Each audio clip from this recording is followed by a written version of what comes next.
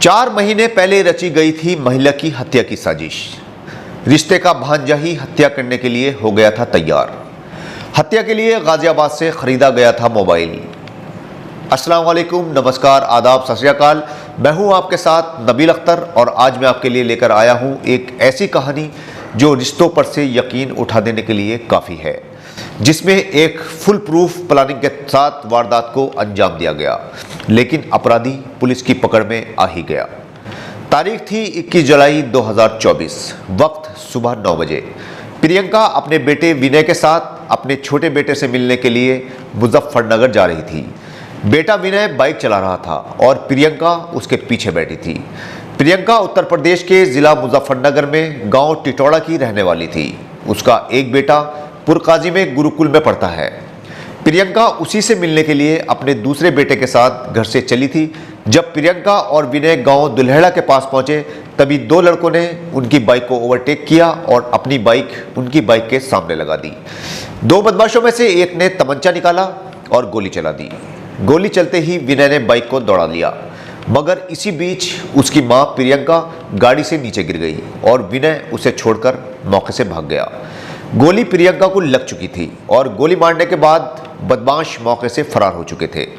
अब प्रियंका खून से लथपथ जमीन पर पड़ी थी। उसके पेट पर गोली मारी गई थी और सड़क पर गिरने की वजह से उसके सिर से भी खून बह रहा था। बदमाशों को लगा कि प्रियंका मर चुकी है, इसी के चलते वो वहां से फरार हो गए। गोली चलने की आवाज़ पर मौके पर भीड़ जमा हुई और लोगों ने पुलिस को इत्तला की।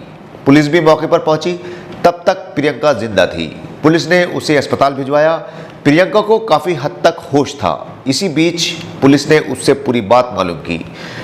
पुलिस ने इस पूरे मामले की जब छानबीन शुरू की तो पुलिस के सामने कई अहम बातें खुलकर सामने आईं।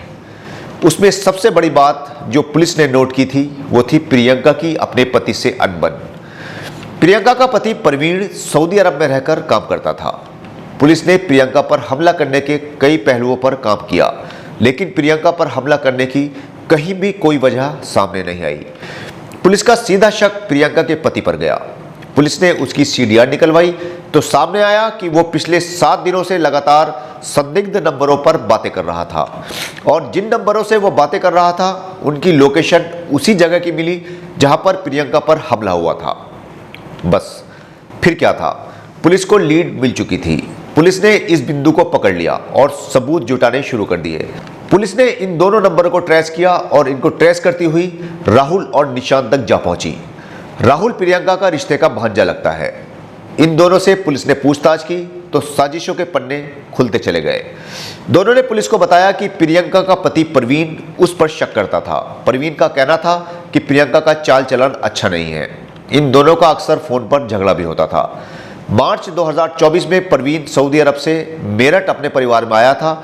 तभी से वो प्रियंका पर शक करने लगा था और तभी उसने प्रियंका का मर्डर करने का प्लान बनाया। प्रवीण ने प्लानिंग की थी कि जब वो सऊदी अरब वापस चला जाएगा तब प्रियंका का मर्डर करवाएगा ताकि किसी को उस पर शक न हो। उसका प्लान था कि इस हत्या को लूट में तब्दील करवाकर वो पुलिस को गुमराह कर लेगा और किसी को उस पर शक नहीं हो पाएगा। प्रवीण ने इस काम के लिए रिश्ते के भांजे को तैयार किया क्योंकि वो प्रवीण का काफ़ी करीबी था और उससे अक्सर पैसा भी लेता रहता था। प्रवीण ने इसी का फ़ायदा उठाया और राहुल को इस काम के लिए तैयार कर लिया।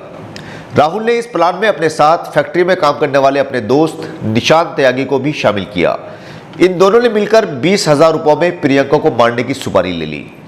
इन दोनों ने मर्डर में इस्तेमाल करने के लिए 10,000 रुपयों की पुरानी बाइक खरीदी और 315 बोर के 2 तमंचे भी लिए। इन्होंने मोबाइल फ़ोन और सिम भी खरीदा जो इन्होंने गाजियाबाद से खरीदा था।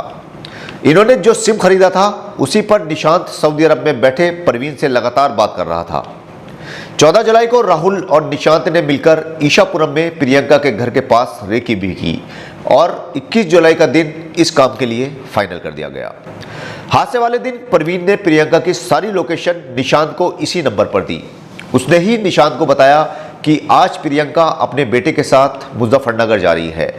पकड़े गए राहुल और निशांत की कोई भी क्रिमिनल हिस्ट्री नहीं है। राहुल बंशीपुरा दौराला का रहने वाला है और निशांत त्यागी शिकारपुर बुलंदशहर में रहता है। पुलिस ने इन दोनों को प्रेस के सामने पेश किया और वहां से दोनों को जेल भेज दिया गया। तो ये थी आज की ऐसी कहानी जिसने हमें सिखाया है कि अब रिश्तों का कत्ल भी सरेआम होने लगा है।